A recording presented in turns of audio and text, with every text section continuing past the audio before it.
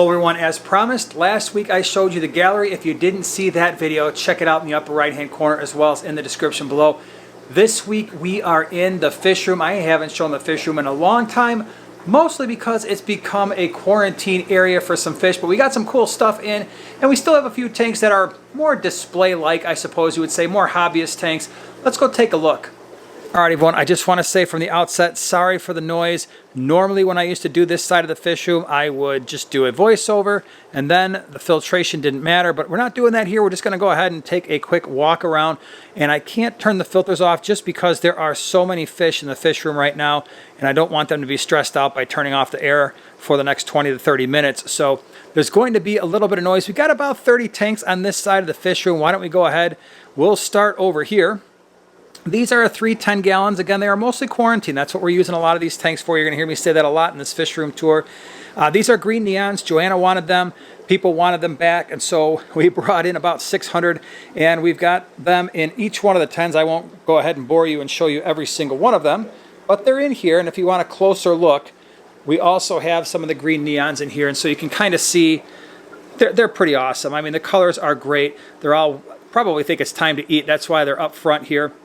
Entire fish room, for the most part, is run by air, so we have a central air system and sponge filters in all the tanks. Over here, we have a mix of rainbow fish, but these silver ones are what I'm really excited about. These are extremely rare. Haven't seen them before. These are white fin bitterlings, and I'm going to put a picture in the upper right-hand corner for you so you can see what they're going to look like once they get settled in. We've only had them for a day.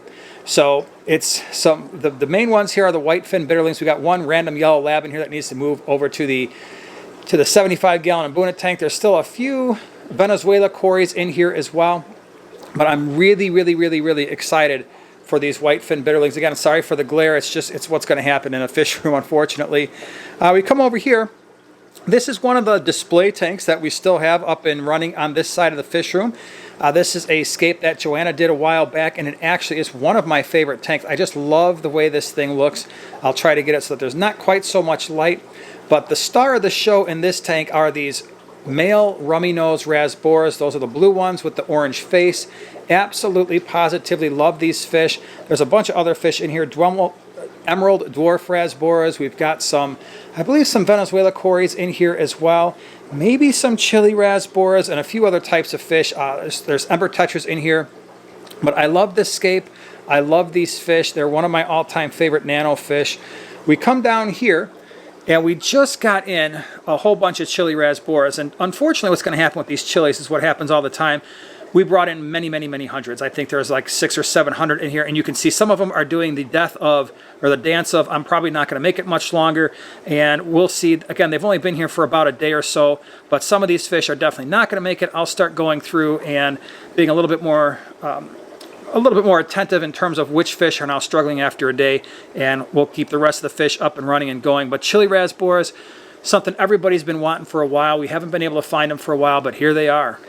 We come along to the center island. We still have the multi-tank, and I heard a lot of people comment on the last video, and the last few videos actually, oh, I missed the multi-tank. I wish you wouldn't have turned it into the gudgeons and gobies tank. And we have two low boys. One is on the other side. That's the gudgeons and gobies. This one, we still have the multis. Now, one of the things I've done, and this has been strategic, is I've let a lot of the shells basically disintegrate. And the reason for that is they were making way more babies than I could possibly sell, and then we were just getting an overcrowded tank. And so one of the ways to cut down on the breeding is you don't give them quite so many homes, and then they don't produce quite so many babies. So we've had to do that because in our area, the shell dweller market, especially the multi-market, is 100% flooded. And this is probably going to surprise some of you, but in the Chicagoland area, this is a $3 fish. So if that, in lots of other areas, it's still a $15 to $20 fish, but around here, everybody who's had them has bred them, and so they're not as easy to sell, but they're still awesome. I mean, they're still my favorite shell dweller. You can see why. Check them out. They're really cool. But we have slowed down on their breeding. Now, will I change this tank over to something else? I don't think so, because I still really enjoy watching this tank. Everything that I said years ago about these multis are still true today. Awesome personality, awesome community dynamics. I still do love seeing the little babies. You can still see some around the shells over here, but we're not breeding them nearly as much as we used to. All right, so let's come on down here in this tank right here. So give you an idea of where we're at. This is the multi-tank right below. We've got some threadfin rainbows. I'm going to put a picture in the upper right-hand corner. The problem is, with a lot of these fish being so small, it is actually really hard to get an idea of, okay, what am I looking at? Why are these special? But these are awesome fish, and especially the males. And these are all males. So last time we brought these in, we brought in a mix, but everybody really loves the males, and so we got pretty much all males. We have another tank that I'm going to show you a little bit later with more of them. These are really peaceful, very tiny fish, and are absolutely like a centerpiece sort of nano fish. Over here, we have actually a mix, and again, these are all quarantine tanks, so please keep that in mind. There's nothing special whatsoever about pretty much any of these tanks, with the exception of maybe just a couple. In this tank, we've got some Geophagus altifrons. I will show you what those look like. We did a species profile on them. Again, I'll have species profiles on a lot of the fish that we're seeing here today, because we've got some really awesome species profiles on these fish. So we've got some Geophagus altifrons. We also have some Apistogramma panduro that were left over from the last time we brought fish in. My favorite Apistogramma. This is why. Check out the picture up there in the upper right-hand corner. Pretty freaking awesome fish. But these Geos are nice size, very healthy looking. They are a showstopper. They are the ultimate centerpiece fish, in my humble opinion, and that's why we have them on the other side. That's why we have them in the 125. All right, let's take a look at the 640 breeders along the back here. Over here, we have some blue-eye Paskai rainbows. I absolutely love this fish. When they get settled in, they're going to get a nice, really nice red color to them, and the blue eyes are going to really stand out. Now again, right now they're not looking like a whole lot. They're all kind of down there by the substrate, and they're all still kind of figuring things out. We have some blueberry touchers in here that were left over from a while back, but these blue-eye Paskai rainbows, oh my gosh. I'll put a picture in the upper right-hand corner. By the way, these are all fish that we're going to be bringing to Aquashella. So if you're watching this and thinking about going Aquashella the first weekend in August, these are the fish that we're bringing, provided they make it through quarantine nice and healthy. This is just a Blue Dream shrimp breeding tank. It's a 40 breeder. Lots of Blue Dreams in here. If I were to throw in, I should have probably thrown in like an algae wafer or something, and they would have all piled up, but they're everywhere in here. There's probably a couple hundred, but it's a 40 breeder, so it's not going to really look like much. We have the bamboo shrimp back there in the corner. I don't know if you can see them right there, just beyond that black cord. We still have a couple of them in there, and they lived a really long time. We got those from Flip Aquatics years ago, and we still have a couple in here, so it's pretty cool. Over here, we have some more Geophagus altifrons. Again, we just got them in. There's some random Neolamprologus brevis still in here from a previous swap, but more here. Again, I know it's hard with the glare to actually see these things, but they're in here. They're all going to hide behind that sponge filter because they're still scared. This is a cool tank. Even though it's quarantine, I really like this one. This is a mix of albino heckelei, really still pretty hard to find, so I was happy when we were able to get these guys in. People love them. I'm going to put a picture up there. Maybe you've seen the video we did. I'll put that video in the description as well. This is a great fish, and when they get larger, they are another show-stopping centerpiece sort of fish. We've got some Kuramoi rainbows in here. Again, when they get colored up, they look pretty much just like this right now. They are not that way. You can see a couple of the males just starting to show their colors, but for the most part, they've got a little ways to go, just like some cichlids, like the peacock cichlids. You got to be patient with these guys. They will color up, and when they do, they're amazing. Coming over here, in this tank, it is basically a combination now of a bristlenose breeding tank and a quarantine tank when we need it. So there are bristlenose in here, all in the caves. We have some more Apistogramma panduro. This is probably going to be a better way to show them off. Really pretty. The males get that awesome blue color, and they're not even close to showing full color yet. Females get a nice deep dark yellow with the black stripes over their eyes. It's my favorite Apisto, especially for us who have harder water with a higher pH, because these ones tend to be far more hardy. I haven't been able to breed them in our water, but I have been able to keep them for a very long time. People who buy them from us at the swaps love them too, because they just do really well in our water. This bottom tank, you know what? I'm going to go get a chair because I want to spend a minute here. Hold on. All right, for you that was instantaneous. For me, I had to go find a chair. So what do we got going on here? We have the Volcano tetras. They've been a little, or Volcano bitterlings, sorry. They've been a little rough on one another. You can see some of the fins have seen better days. This tank has got a lot of overgrown guppy grass going on here. But there are a number of little hidden gems in this, especially this dwarf mouth brooder here. We've got a couple pairs of these fish. I don't know how well you can see it coming through. That male's phenomenal. Absolutely love him. We still have a couple Congo tetras in here. We still got some Harlequin rasboras. But these dwarf brooders right here are absolutely wonderful. I may at some point, I don't know how I'm going to do it, but I would like to take them out and try to actually breed them, like make an effort, because there's no way fry are going to survive. Not with these ridiculous volcano bitterlings in here eating up everything they eat. And look at that. There's a female right there. So we've got, like I said, we've got 2 pairs, but there's a lot of cool fish in here. Unfortunately, because it's so overgrown, they're hard to see. So other cool fish, we do have a blue phantom pleco in here. We've got a couple of really sweet super red bristlenose. One is longfin. And then what else? We've got something else in here that's rare, and now I can't remember what it is. But again, between the volcano bitterlings, really hard to find these fish. Very, very, very expensive. We've brought them in a couple times for the swaps. People sometimes have a hard time with the price tag of paying $15 to $20 for a fish that really does need a group, right? And even in a group, some of the weaker ones, sometimes they're going to get beat on a little bit. I'd like to get these fish a larger tank. I think maybe that would help a bit, because the group is pretty sizable. I think we've got at least a dozen in here.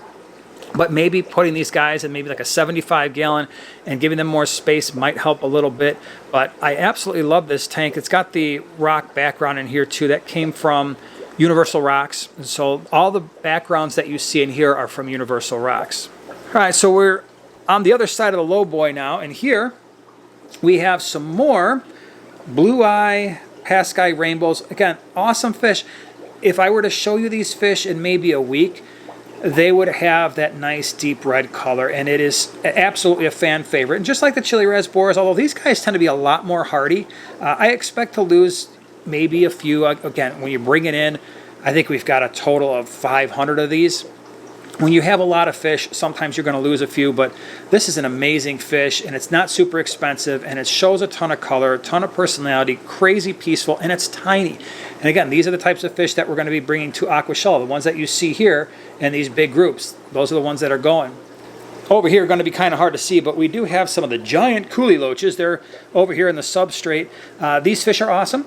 They are basically like coolie loaches, just like them in terms of their overall length, but they get a little bit wider bodied.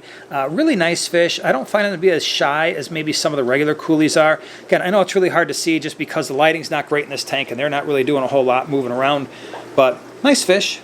So this is a 60 breeder. Right now we've got some Adolphi cories in here.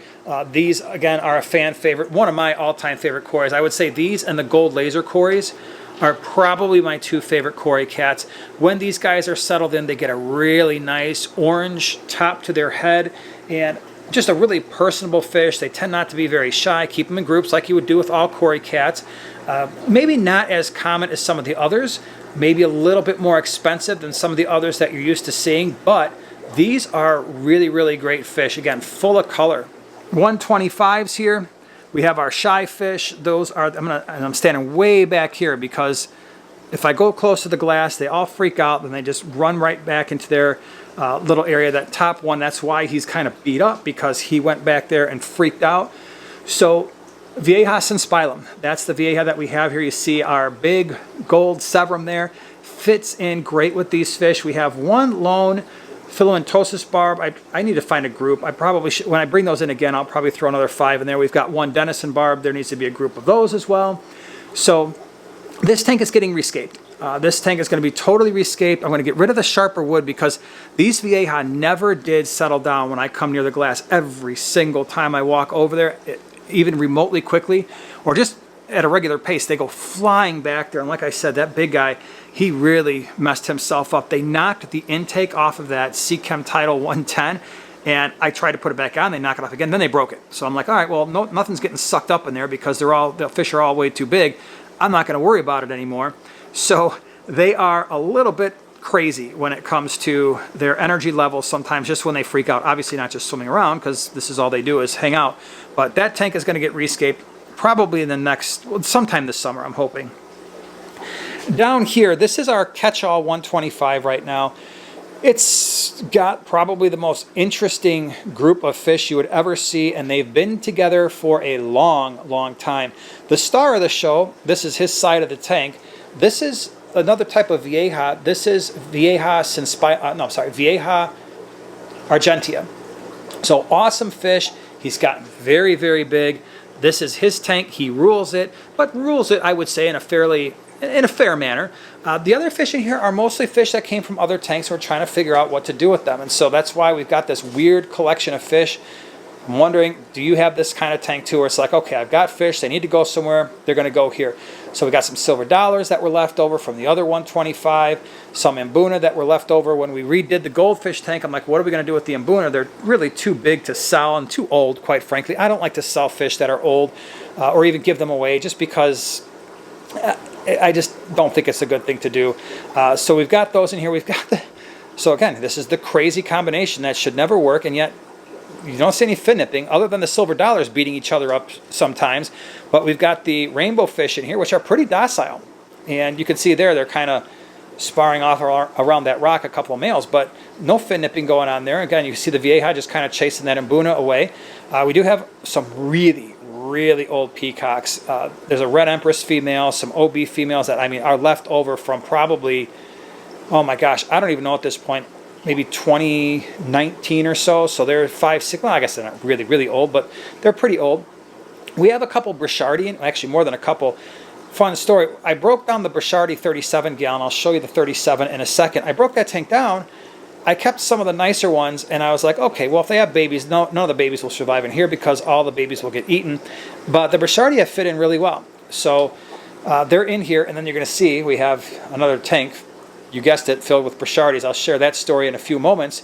But that's kind of the weird mix. We've got some really cool loaches in here as well.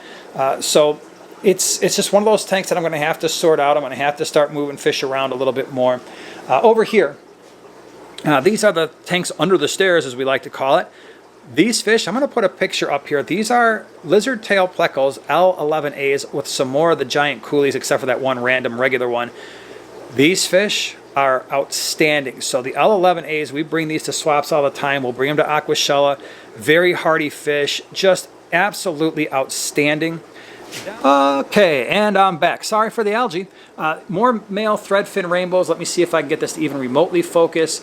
And there's some random fish in here too, like some random bycatch that I don't even know what some of these fish are. But we've got some more male threadfin rainbows. Here in this bottom tank, we have some Adelphi maybe just like a few dozen, maybe a dozen or so that were left over. The fish that I'm really excited about are the Fireline Danios. We just brought these in. They're all hiding behind the plant because that's just what they're doing right now. But the Fireline Daniel, I'll put a picture up there. You can see them coming out now because I think it's time to eat.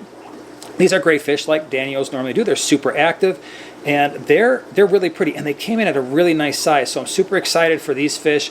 I think they're going to do well in those, you know, the 20 longs and larger sort of tanks. Let me see if I can. All right, hold on. All the thread fins are back up, closer to the glass. I don't know if this camera's even doing a good job focusing on those little tiny fish. But anyway, yeah, the Fireline Daniels, really cool fish. Let me take you over to the 37-23 combo. Oh, darn it. I thought I was going to sneak up on them. There is a bunch, and I mean a bunch, of Empire gudgeons. Going to be really hard to see because of this low light, which is what they like, and also all the stinking glare that's everywhere makes it really hard to see as well. So I've done a species profile on the Empire gudgeons. They look like this. They're absolutely crazy looking, awesome fish, and they will start to color up in the next week or two. You'll start to see the males coloring up. Down here, excuse all the duckweed floating around and going crazy everywhere. These are emerald dwarf rasboras. I usually try to switch it up. Sometimes I'll bring in the CPDs, otherwise known as the celestial pearl Daniel, and I will bring in the emerald dwarfs. These are the emerald dwarfs. When they settle in, they're going to look like this. They're going to be awesome, really awesome color. Great fish, nano fish, not aggressive. Sometimes they hide a little bit, but if you keep them in a large enough group, they do pretty good. Probably think it's about time to eat. Maybe they're hungry. But this is an awesome fish. Again, it's just a 37-gallon quarantine tank, and it's nothing special, right? Quarantine tanks are not special tanks. So that's what we got going on here. Now I'm going to take you to the special area behind the tanks behind the hot water heater. We are now in the tanks behind the hot water heater up here. We have some more chili rasboras just hanging out. And again, we're seeing a couple of them that are struggling, and that's just what happens when you have so many. I will eventually, let me go over here. I will eventually make sure the struggling ones are not struggling in this tank and make sure that we get the nice healthy ones that are remaining. Over here, Brochardi. Remember how I said the multis are kind of like a $3 fish here? Well, the Brochardi is like a $1 fish in the Chicagoland area. You just simply cannot sell them.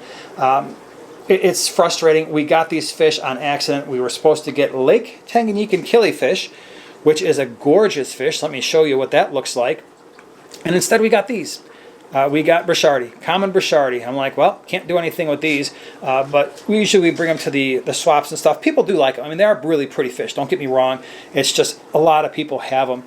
And then down here we have the Siamese algae eaters. So we saw a bunch throughout the fish room on the other side. We also have a bycatch of some goodeids that have been in here for a while. So Siamese algae eaters, love them. They are workhorses in our fish room. I'll probably keep another half a dozen for myself and then bring the rest to the Aquashella.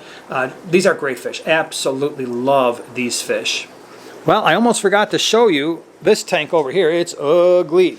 So over here we have rainbow shiners. They're awesome. All right, so these fish are fantastic. Same rainbow shiners I showed you in the 75 gallon. They will color up. Just give them some time. Really super hardy fish. Now, why is this tank so brutally ugly? Well, let me tell you. There used to be a homemade background on this tank. I started using it as a quarantine tank, and then one day, right before a swap, we could not get some of the fish out. Luke was like, Dad, I can't get these out of here. They're all hiding in the rock background. I'm like, oh, let me try, thinking I'm going to show them how it's done. I couldn't get them out either, so we had to get the fish out. We had pre-orders, so I just ripped the entire background out. Problem solved. Well, that's why it looks ugly, but whatever. It's a quarantine tank. It's not supposed to look amazing, and there's the rainbow shiners. We do have one Pistogramma panduro in this tank left over from a previous swap, and so that's what we got going on in here. So we've got a lot of cool fish. We've got a lot of fish in the fish room right now. Again, these are all mostly going to the swaps, going to Aquashella. Would love to hear from you. Do you have a favorite fish that you saw? At some point, we will start converting some of these tanks on the top rows back to more display tanks. That was always the plan. We don't quite normally need this many quarantine tanks, and so like the 20s that you see behind me and the 40s that you see up there, the 125s need to get redone. So we are eventually going to redo those tanks and make them a little bit more, well, I suppose just fish room hobby tanks as opposed to quarantine tanks. Thank you so much for being here. Once again, if you want to see species profiles, check out the description below. We'll see you next week.